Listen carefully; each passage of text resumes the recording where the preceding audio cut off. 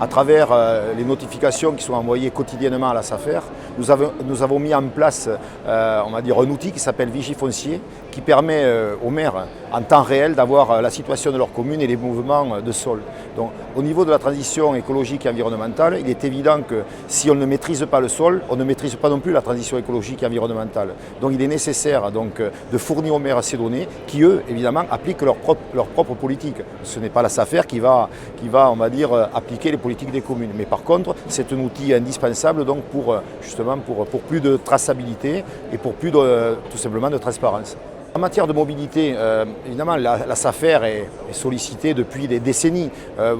D'abord, c'est la mobilité, bien sûr, au niveau des voies de communication. Donc, on a été sur tous les grands chantiers en France.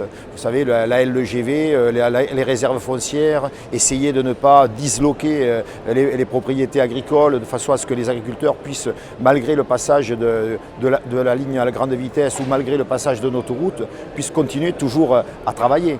Et lorsqu'on fait justement ces travaux-là, il est évident qu'on prend en compte tous les éléments, bien sûr l'agriculteur, mais aussi l'environnement.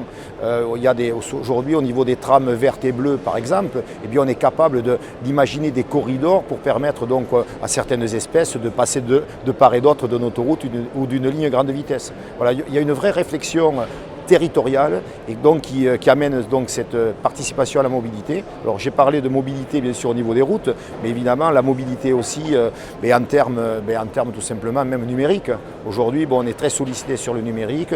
On est les partenaires on va dire des institutions. Voilà. Ce n'est pas par hasard que nous sommes ici donc, au Salon des maires et des collectivités locales, parce que nous sommes pleinement présents sur les territoires et en plus, dans nos conseils d'administration aujourd'hui, un tiers, il y a un collège complètement dédié aux collectivités territoriales. Donc aujourd'hui, les maires, les présidents de conseils départementaux, la région, tous ces gens-là ont la parole au sein de la SAFER.